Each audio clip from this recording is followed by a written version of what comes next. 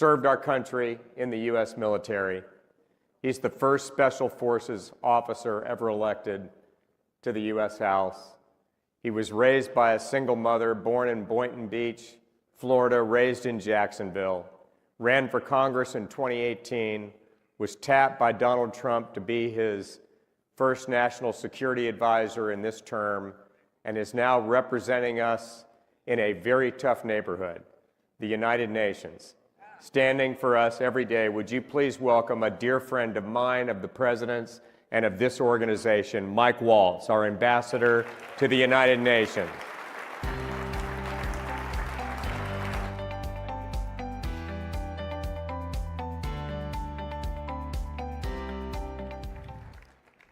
You know, Mike, you served, were you a Ranger? Ranger and Green Beret. Ranger and Green Beret. That's right. Yeah. Very impressive. You served multiple tours of duty. That's right. In Africa, in the Middle East, in Afghanistan. You saw evil face to face. And you understand in a way that many do not. Yeah. That we are facing evil in every corner of this globe. Could you talk about what you learned in your military service and how you have taken that into your public and diplomatic service? Well, thank you, Ralph, and good to be with you, and thank you all for being such a fighter and truly standing strong for our faith and for our freedom as we celebrate our 250th anniversary as a nation, and that our founding fathers did this revolutionary thing of our freedoms and our rights don't come from emperors or czars or kings or queens. They come from God.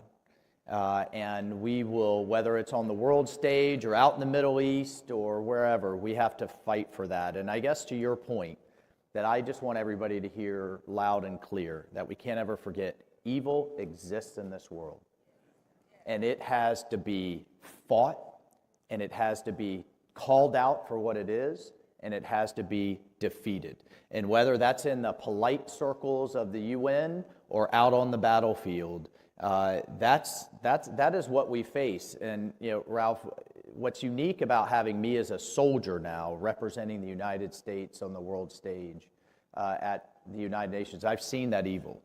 I've seen folks, not to be too kind of doom and gloom here, but we need to be reminded. I have seen a 7-year-old boy, hung by the Taliban because his family refused to serve him up to go fight the Americans. I've seen young girls in Nigeria kidnapped out of their schools and sold into sex slavery as ISIS brides, forced to forswear Jesus Christ as their God, and forced to convert, and then forced into sex slavery. We were able to go rescue some of those girls, but not all of them, right? We just saw the Iranian regime massacre 40,000 people in a weekend. In a weekend. These are the types of regimes that we're facing, and it's even bigger than that. We're seeing the Chinese Communist Party literally reinterpret and retranslate the Bible and talk about the primacy of the state and the Pharisees over Jesus, and propagate that all over the world. So I just wanted to come here today and let you know that you have a fighter in me, you have a fighter in Secretary of State Rubio, you have a fighter in Vice President Vance, and you definitely have a fighter in President Donald J. Trump. Yes, we do.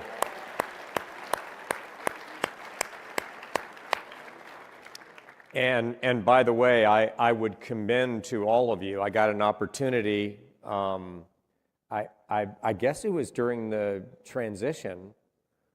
It was an event at the Museum of the Bible for your book, and I got an opportunity to read your book, and I commend it to all of you, that where Mike talks about his experiences in the military and how it shaped and formed him.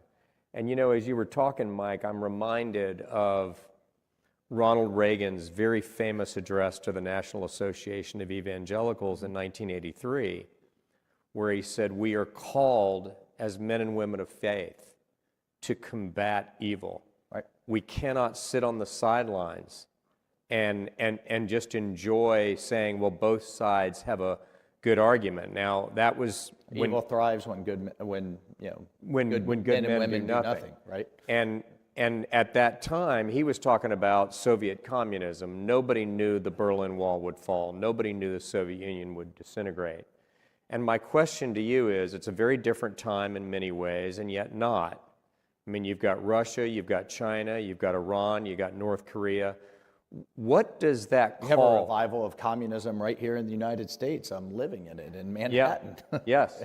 Right? What does it mean for us as men and women of faith to combat evil today?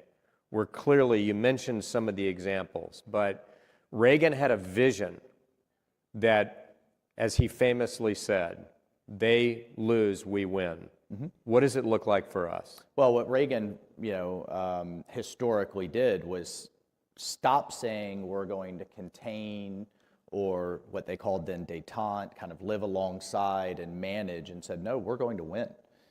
We are good, our values are right and righteous, and we are going to win in this entity using every element of national power, economic, diplomatic, informational, military, and he did, because he was right.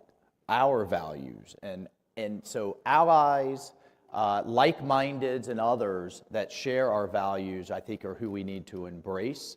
And again, we need to stand strong, whether that is in your community, in our country, or around the world.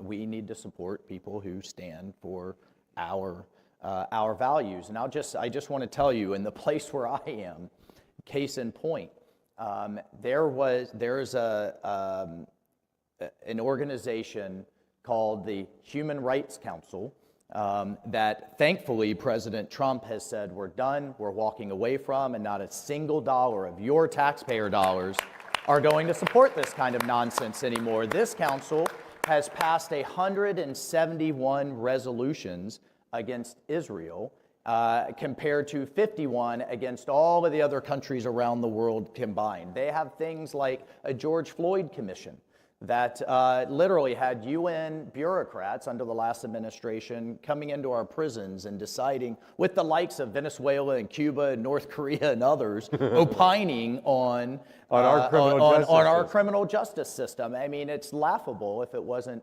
so serious. So what we've done and what we're doing is, number one, we forced this organization to take its first budget cut in its entire history. We're putting the UN on a diet. We made them cut $500 million out, and we're going to keep going. They cut 3,000 bureaucrats out of that building up in New York, and we're walking away from these organizations like the World Health Organization or the so-called Human Rights Organization or others that are going to infringe on our sovereignty, our rights, and our freedoms. And so I just, again, I want you all to hear that loud and clear. There are some nuggets of decent elements in there. Burden sharing, for example, there's gangs that have taken over Haiti. I don't want to see UN troops down there. American troops down there. You now have UN troops down there. Gaza and the president's 20-point peace plan. That is now being enacted with other partners. So there are some things that we need, but Lord, pray for us. We are determined to clean that place up and make it work for you all, not us for them. Well, it's about time.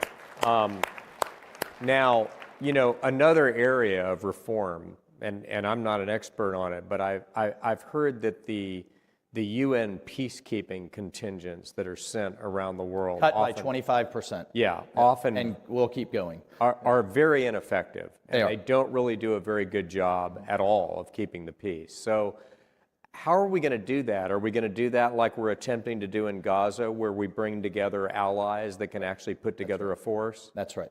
No, that's absolutely right. We're going to keep them focused. They're going to tie it to a political process. You are there to keep the peace, which means you have to have a political process to put peace in place, and then you work yourself out of the job and you shut the thing down, and that's exactly what we're doing.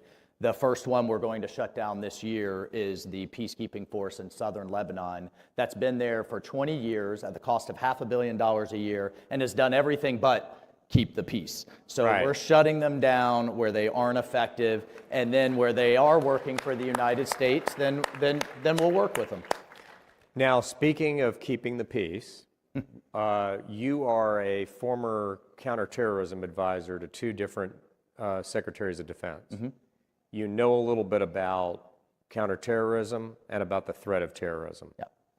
We have just completed and are currently in negotiations with the leading state sponsor of terror in the world, Iran. Right.